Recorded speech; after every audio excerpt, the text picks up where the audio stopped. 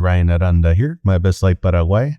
Today we're going to be looking at Paraguay Mike's video, right? And Paraguay Mike, man, he's an OG, man. He literally might be the OG YouTuber of Paraguay content in English, right? In fact, here, let me go see before we do a reaction to a video he did about 5 months ago. And the video is my thoughts on crime in Paraguay in 2024. And I remember I actually did watch all this through, but it was so spot on that I forgot to react to it. But now we're gonna react to it, right? And everything he says still applies to this day. And if it doesn't, then I'll give my thoughts on it. But anyways, I'm just curious because man, he's been doing this stuff forever. So let's just go see. Yeah, his oldest videos here in Paraguay were 10 years ago. I think he does offer residency services. I don't know. I forget exactly where he lives. But if you're like in his area or whatever, hit him up and go follow his channel. Again, it's simple. It's Paraguay Mike. So look him up. Straight OG, man. What did he say? As an American expat, I would like to share some of my life here, as well as information about Paraguay for my family, friends, and anyone else who is interested. And you can visit his website, paraguaymike.com. Okay, cool. Let's dive into it, and then I'll react to what my man's here has to say.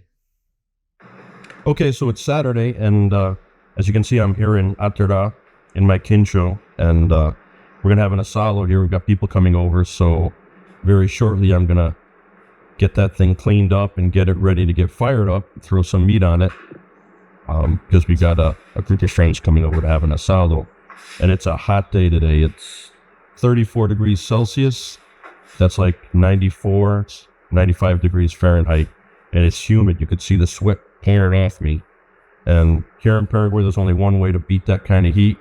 If you're not inside air conditioning, you gotta have some cold beer with you. My man. And this is what I'm drinking today. Today's video sponsor, Flex Beer. It's brewed down in the Encarnacion area. Last time we were down in Hohenau, I bought a bunch, and so I brought it back up here. It's good beer.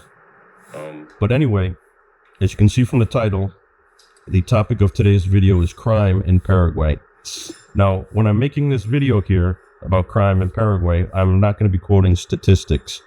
I'm going to be doing it from the point of view of someone, a foreigner who's been living here for 15 years, and just my personal experiences and having lived that amount of time here. If you want statistics, you can go online and Google it. Maybe visit your webpage of your country's embassy to get the updated statistics. But anyway, just to start out, as I said, I've been living here since early 2011, and we have been fortunate enough to not have been touched at all by crime, with the exception of a business deal that I entered into with a guy prior to living here full time. It was back in 2010. And at that point in time, I had a working farm, a dairy farm, and we entered into an agreement, and he cheated me out of some money. So I took him to court and actually won the case. It took me like 4 years to get it through the court system. But in the end, I did get the judgment in my favor. Good. I'm glad. Wow. 4 years, man. Yeah, dude, stuff moves fucking slow here in Paraguay for that kind of stuff. I'm sorry you had to go through that. Really, truly. But that's the extent of the crime that we have personally experienced here. And, thank God. But that being said, I'm going to talk about some of the crimes that you generally you see on TV, you hear about while you're going to be living here. And this is meant for people who are thinking about coming here, not just to visit, but also to live. And if you are thinking about coming here to live and you need help with getting your residency, check out my webpage, paraguaymike.com. My wife is a lawyer, and she's been offering those services for the last 10 years. So anyway, back to the topic at hand. Living here in Paraguay is, I would say, not it's not an environment where you feel that somehow you're in danger or that that you're surrounded by crime. But that being said, you do see crime every day, every night on the TV news. And the most popular crime here, far and away, is armed robbery. Yes, I just saw that yesterday. And that was actually pretty organized too. It was a group of guys who they were ski masked up and they were targeting one individual. It looked like the individual had like a safe or something like that in his car. So they were keeping his eye on him since he was coming, like, I don't know, right? But in normal everyday life, yeah, you don't have to worry about it, for sure. And I'll give more thoughts later. Now, generally, this takes the form of two guys on a motorcycle. One guy's driving, the other guy's armed, either with a knife or lately, more than likely, a gun. And these guys ride around the neighborhood. They generally tend to stick to back roads, to parts of the town that are not heavily transited, or they operate during hours of low transit so that they have more freedom of movement. And they will ride around until they see somebody by themselves, old woman, young guy, whoever it is, and the bike will pull up in front of him, the other guy will jump off, stick a gun in his face, and they'll take his cell phone or take the woman's purse or things of that nature. That's very common here. And another form of armed robbery, which is very common here, is these group assaults. So what will happen is it'll be a carload of guys, like maybe 3 or 4 people in the car, and there'll be a wheelman who pulls up, leaves the car running, he's behind the wheel. 3 dudes jump out, they run into the gas station, to the pharmacy, to whatever place they're robbing, and they're in and out as quick as they can be. Basically go in, take control of the place, and empty the register and whatever other valuables that they can get their hands on. They generally, you don't see, this is all stuff that you see because it's caught on security camera.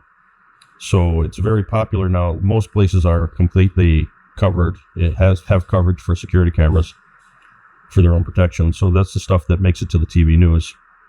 And you can see that generally they don't rob the customers because they want to be out quicker.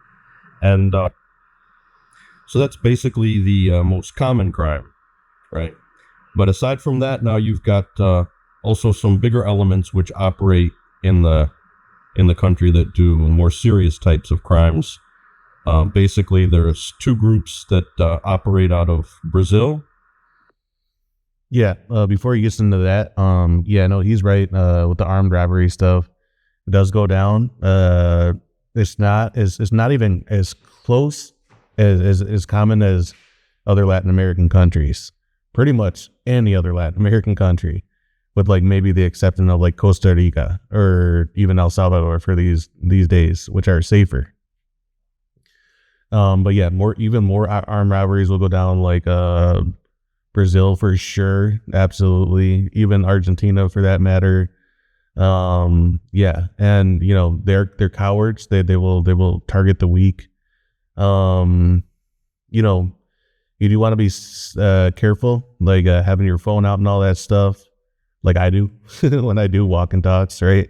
Again, I take some chances. I've told you guys that, and it's just part of the game, but is what it is. And yeah, so let's hear about a big crime. And one that operates out of here in Paraguay. Now, the Paraguayan group is called Clan Rotella, and they are basically a narco group, basically, from what I understand. And I don't have a lot of information about it, but I do know that they're involved in the sale of drugs here in Paraguay. And then the 2 groups that operate out of Brazil are the PCC, the Primeiro Comando del Capital, and then the other one, which is called Clan Vermelho, something like that. But anyway, they're the organized crime here, basically. They're involved in, those two groups are involved in major robberies, like bank robberies, blowing up ATM machines and to get the money, and robbing armored cars and stuff like this. These are professional criminals. They're very well armed, and they generally operate in the area around the Brazilian border. So basically, I guess they do that so they can pop back across over the border. I don't know, but they're very well armed, they're very well organized, and they are involved in big crimes. Yeah, I would say that's exactly the reason why. For sure. Yeah, a lot of people who commit crimes in Paraguay will jump over the border to Brazil to escape. And yeah, it does happen for sure. But that's, like I said, that's generally stuff that doesn't affect the average person unless you happen to be in the wrong place at the wrong time. And then aside from that, I will say that Paraguay itself is recognized by international crime agencies as a transit country for narcotics, mainly cocaine that is produced in Bolivia or Peru. It transits through Paraguay. There are disused airports in the Chaco area, and there are airports on private property which supposedly are used with small aircraft to transport that stuff in and then across the border into Brazil on its way to Europe. So Paraguay is a transit country for drugs, and Paraguay is also a large producer of marijuana. You see it on the TV all the time when they're raiding fields and stuff like this, destroying the crops. But it's such a good climate here for growing. Agriculture is fantastic here, so obviously people are going to grow marijuana as well and try to make a buck. And that also touches on another crime-related phenomenon here. It's called the EPP. Okay, before you get into the EPP, I think marijuana will be legalized here one day. There's way too much money to be made. All signs are pointing in the direction that marijuana, I think it'll be legalized within the next couple of years recreationally. It's already decriminalized if you have it on you. Don't quote me exactly, but it's like, I want to say like 10 grams or something like that. I don't know, but so it's already decriminalized, like if you're just a person walking around with it, but it's if you're selling it or pushing it, that's a different thing, right? Yeah, and the other stuff, yeah, it's a transit country, so it really doesn't affect you, especially if you're living in Asunción. All this stuff literally goes down through the Chaco to the Brazilian border. You'll never even encounter this stuff, right? I mean, besides like local, like if you were to be looking for that stuff, like locals who might have it on them. But besides that, like, yeah, the big stuff, you don't. It's almost like it's its own world, right? That has nothing to do with you, So, anyways, Ejército de Paraguayan Pueblo, algo así, Pueblo de Paraguayo, something like that. The Paraguayan People's Army.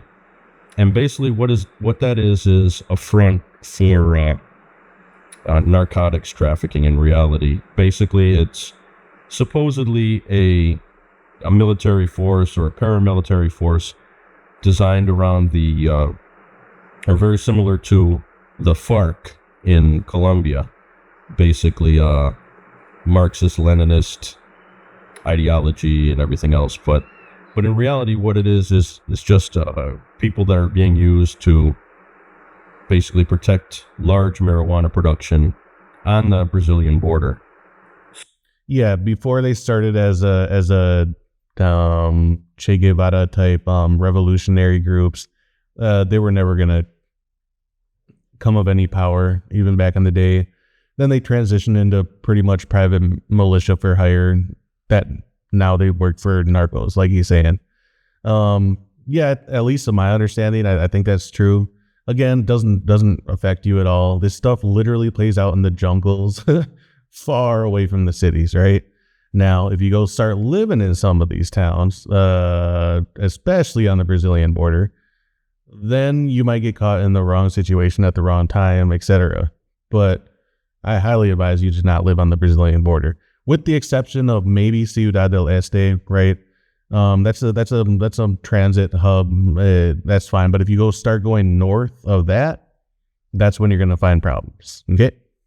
So that I'm talking about the Paraguayan states of San Pedro, Concepcion, Amambay. That's basically the area of operations for the EPP.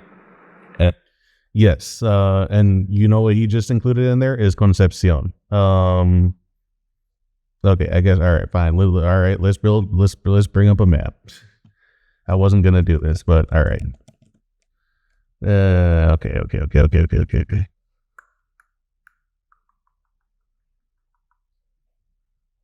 Okay. So we're just gonna put in Concepcion.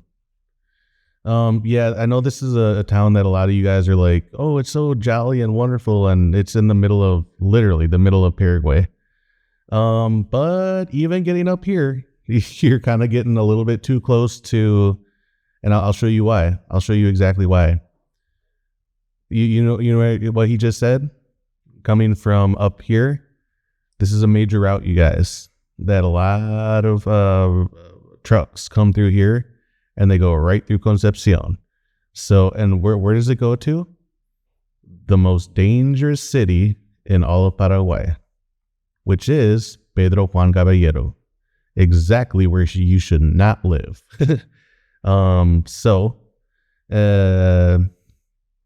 Again, you're fine on the triple border. There's a lot of military presence on literally every Argentina, Brazil, and Paraguayan side, right? But once you start going north, you're taking chances, okay?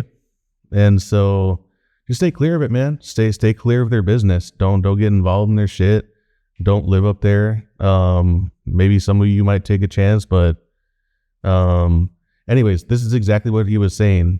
Concepcion. Actually, here, let's go back. I want to show him the exact triangle that he just said. Amambay. That's basically the states of San Pedro, Concepcion, Amambay. Okay, the states of, yeah. Oh, here's Amambay on the Brazilian side. But yeah, San Pedro, or what would that be? I don't know. The states, but yeah, I don't know if he means states, but anyways, this is what he means. Okay, Concepcion to Amambay, all this area. That's what he's talking about.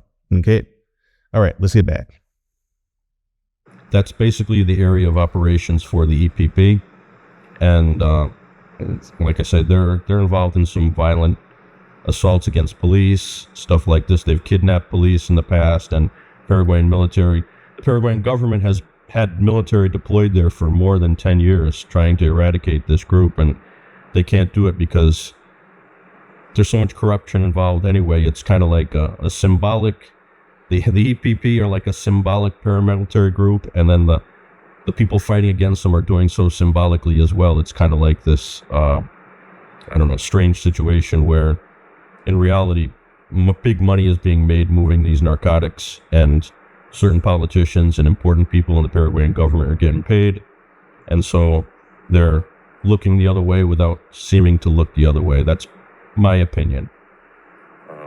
Anyway, none of that has really anything to do with anyone wanting to come here and live, unless you choose to live along the Brazilian border, which I don't advocate. Me neither. Okay, let's go back one more time.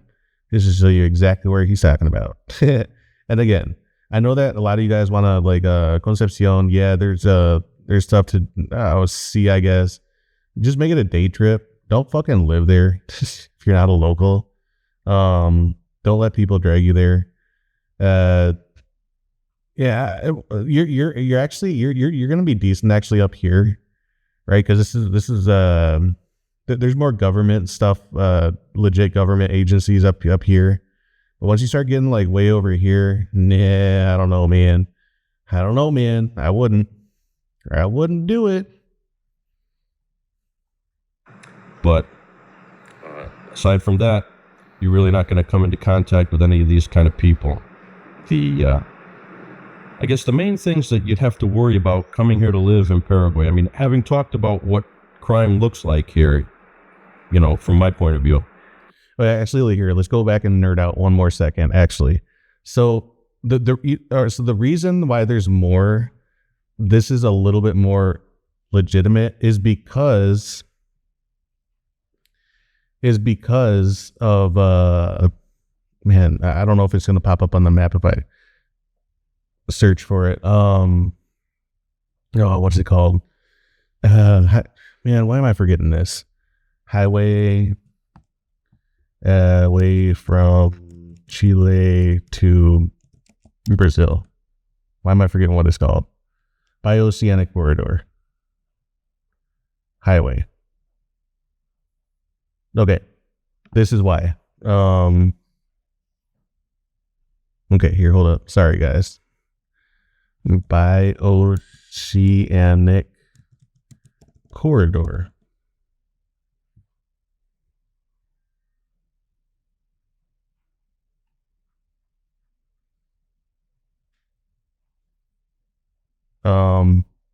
Okay, it's not coming up. But anyways, because the corridor, I believe that, yeah, this is it. It comes up here, right? I don't know if it's completely done, but because it comes up here, the government has more of an interest to protect this area up here. Okay, does that make sense? Because let's look at it on this map real quick.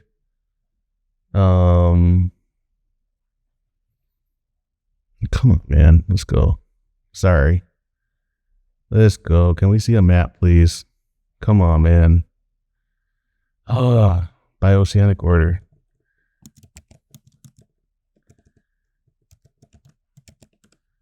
Sorry, I know I'm nerding out on you guys, but just hang in there with me for 1 second. Okay. All right. Okay. Maybe this one. Please just show us. Come on. Okay, here we go. Okay, hopefully you guys can see this. Yeah, so because it goes from Chile up here to the northern part of Paraguay, Paraguay cares more about this area, right? Which is like Philadelphia is like up here. But this is a little bit more no man's land, right? It doesn't, until you get all the way down here to the tri border, right? And that's more government presence, okay? But here is where it's kind of no man's land, not exactly, but sort of. Okay, so I did want to, there's reasons. That's what I'm trying to say, right?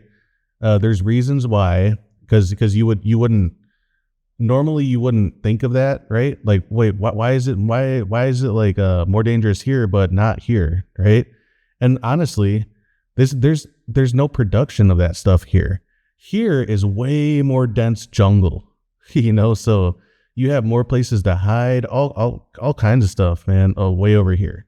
So there's reasons for this stuff, okay? Anyways, sorry to nerd out on you guys, but yeah, let's keep going. The main things that you would have to look out for are rip-off type crimes if you're coming here. Fraud, basically. So you have to watch out that you don't get duped into signing some kind of paperwork that doesn't say exactly what you think it says, or you purchase a property and the person that you're purchasing from doesn't really own it, or it's like an inheritance for him and the final paperwork hasn't been signed yet and he's selling it and he has the same name as his father. I mean, stuff like that you have to be careful of. You also have to watch out for other types of scams too, like, phishing attacks and things like this. A lot of scamming is going on over the telephone too. They're very professional. I don't know, if you don't speak Spanish, you don't have to really worry about this. But for the locals, they have to be careful because you get a telephone call from a strange number and they purport to be somebody, I don't know, calling from your telephone service or from your cable service or whatever. Yep, and they'll ask for a bank transfer, for sure. Yes. I'm going to skip a little bit. Basic crimes that are occurring here and how they could possibly affect a foreigner coming here to live. Basically, if you have good common sense and you're living in a decent area and you obey certain types of, I don't want to say obey, you use good judgment, let's just put it that way. So you don't find yourself outside of a bar at 3:30 in the morning, completely drunk. And I mean, if you invite crime, you're gonna receive crime, right? But if you basically watch your behavior and use basic security precautions. I mean, nowadays you can get security camera service here. It's only like, I think, $35 a month or something like this for a basic alarm and cameras. And if you don't flash cash and you basically are security conscious, you're not going to have any issues. And even a lot of people here who come here and they're not security conscious, they still not have any issues because they're renting an apartment in a building that has security. When they do go out, they're in a group. And so, I mean, I would say that I have traveled around the world. I've spent, out of the last, I wouldn't say around the world, that's exaggerating, but I have a lot of time living abroad. In the last 30 years, I've probably spent only 7 inside the U.S., if that.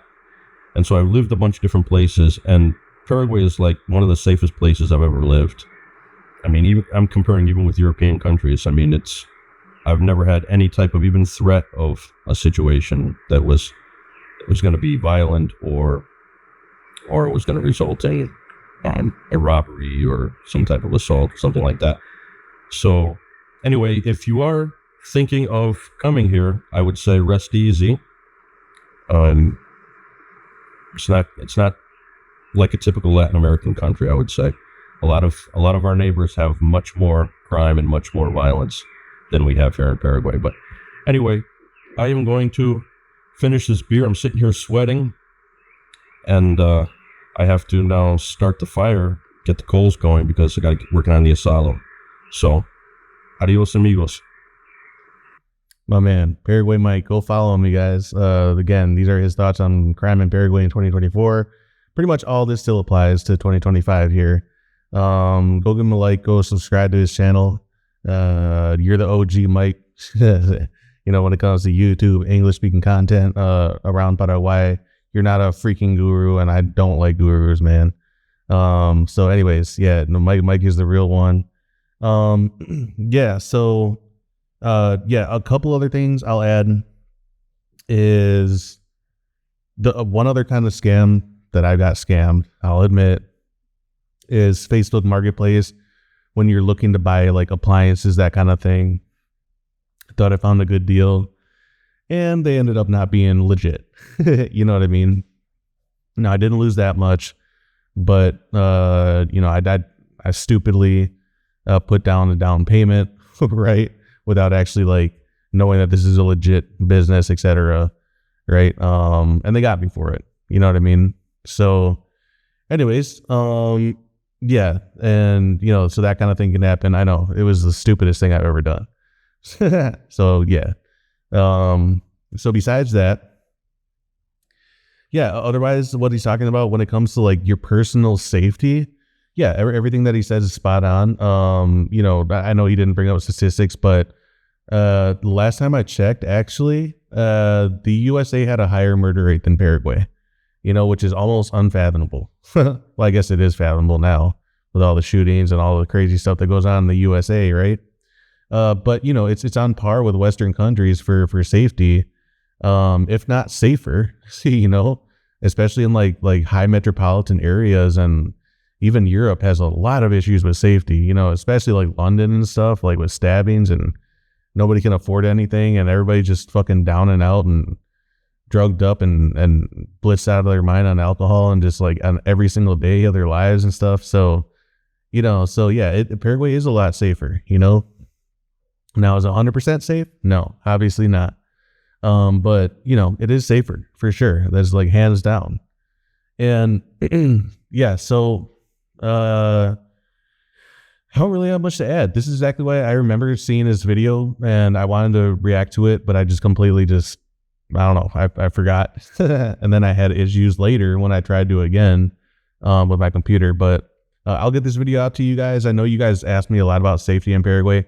Oh, last thing as well, when it comes to like dating, you don't have to worry about the same stuff like you do in like Colombia with like scopolamine. That stuff doesn't exist here. We're thousands of miles away from Colombia, and as far as I know, that stuff hasn't made it here. And even if it would be considered one of the worst drugs, because you don't just use that drug just to date or just to zombie people for dating purposes for Westerners. You can also use that drug for anything. You can zombie people to take money out of the ATM. So if Paraguayan authorities one day see that stuff here, which I don't think that they will, but if they do, that's a very harsh thing that they'll take seriously, and probably more serious than anything else, right? Because you can control people on it. Anyways, but yeah, I haven't heard that it's here. Locals have told me that very few and far in between that there have been like one horror story every like 10 years about somebody getting drugged here. But it's not like it is in Colombia. I wouldn't even trust dating apps in Colombia, period. Cause it's, maybe not everywhere in Colombia, but certainly in Medellin and stuff. You have to meet legitimate girls in legitimate places in those kind of countries, or in those kind of cities in those countries. Okay. Yeah. Otherwise, besides that, just, try to be as safe as you can. I know that I take more chances with my channel when I go on walk and talks and stuff, but at the same time, this is a safer country. He's spot on. And honestly, I don't have much to add. If you have any questions, throw them down in the comments. Otherwise, yeah, Paraguay Mike's spot on, you guys, about this topic. And yeah.